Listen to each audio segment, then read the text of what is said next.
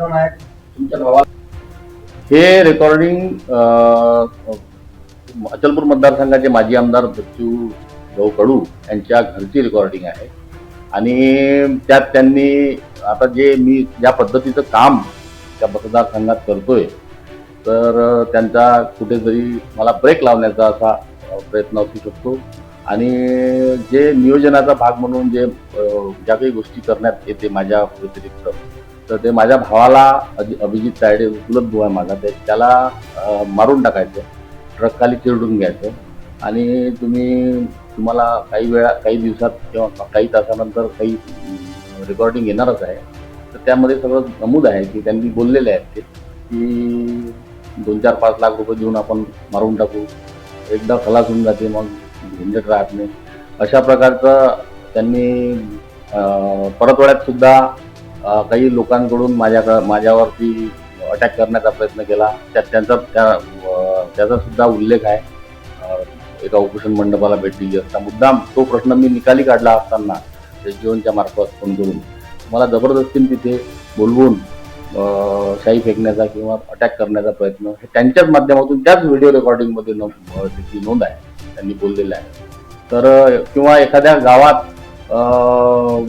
भूमिपूजनाला बोलवायचं आणि जुने काम काही 1-2 कामं असते त्या कामाचं भूमिपूजन हा तो आमदार करतो.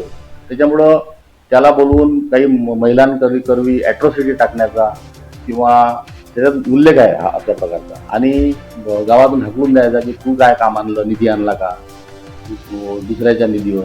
माझा प्रतिप्रश्न आहे त्यांना की तुम्ही जेव्हा पहिल्यांदा निवडून आले होते तेव्हा सन्माननीय माजी राज्यमंत्री सौ श्रीमती वसुधाताई देशमुख यांचे जे कामं तुम्ही निवडून आल्यानंतर जे होते प्रस्तावित केलेले त्याचे उद्घाटन तुम्ही किती केले हे जनतेला पण माहिती आहे. परंतु त्याचं श्रेय त्यांनी कधीच असं म्हटलं नाही, त्यांनी असं कधीच षडयंत्र केलं नाही. परंतु आता अशा प्रकारचं त्याच्यात नियोजन केलेलं आहे. तुमच्याकडे कधी आहे, तुम्हाला कधी माहिती पडलं? काय झालं, डिसेंबर महिन्यातली जरी रेकॉर्डिंग असली तरी अधिवेशन चा काळ आणि नगर परिषदेचा इलेक्शनचा काळ होता, त्याच्यानंतरचा काळ आहे. काही कामाची व्यस्तता आणि मुंबईचे दौरे असो, मतदारसंघाचे दौरे असो की माझ्यापर्यंत ती उशिरा पोहोचली जरी असली तरी या धकाधकीच्या याच्या काळात माझ्यापर्यंत दुसरा जरी पोहोचलेली असली तरी मला माझ्यापर्यंत पोहोचल्यानंतर आणि त्याची शहानिशा केल्यानंतर मी सन्माननीय सुप्रिंटेंडंट ऑफ पोलीस यांच्याकडे सुपूर्द करून त्याची शहानिशा केली आणि त्यांनी त्या प्रकारचा गुन्हा दाखल. नेमकं हा व्हिडिओ म्हणजे ऑडिओ कोण रेकॉर्ड केली, कोण आहे ती व्यक्ती?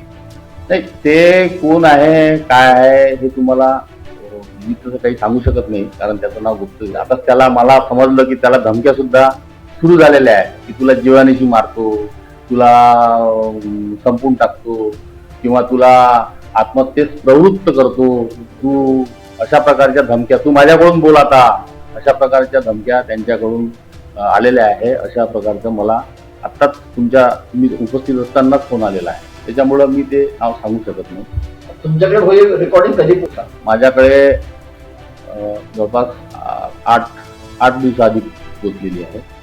परंतु जो मूळ ज्या मोबाईलमध्ये रेकॉर्डिंग केलेली आहे तो मोबाईल यायला वेळ लागला, जवळपास 10-12 दिवसापूर्वीची गोष्ट आहे. त्याच्यानंतर मला मोबाईल हा या 2-4 दिवसात आलेला आहे. पण त्याची शहानिशा पडताळणी केल्यानंतर मग त्याच्यावरती मी पुढे गेलेलो आहे.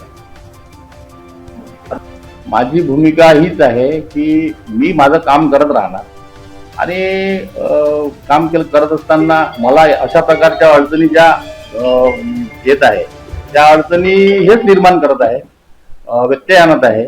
मी जे विकासाचं काम करतोय, जनतेचे कामं करतोय आणि विकास निधी खेचून आणण्याचा प्रयत्न करतोय, जे 20 वर्षात यांनी करण्याचा प्रयत्न न केल्यामुळं जसं राजुरा प्रकल्प असो, बोर्डीनाला प्रकल्प असो, वासनी प्रकल्पाच्या बाबतीत मी निर्णायक सन्माननीय मुख्यमंत्री महोदय असो, सन्माननीय गिरीजी महाजन असो, सन्माननीय पालकमंत्री चंद्रशेखरजी बावनकुळे साहेब असो यांच्या माध्यमातून निधी या प्रकल्पांसाठी, भूमी अधिग्रहणासाठी असो, पुनर्वसनासाठी असो या सगळ्या गोष्टी करण्याचा प्रयत्न करतायत. ते त्यांच्या जिव्हारी लागतंय असं मला वाटतंय आणि त्यांना कुठेतरी ब्रेक लावायचा आहे.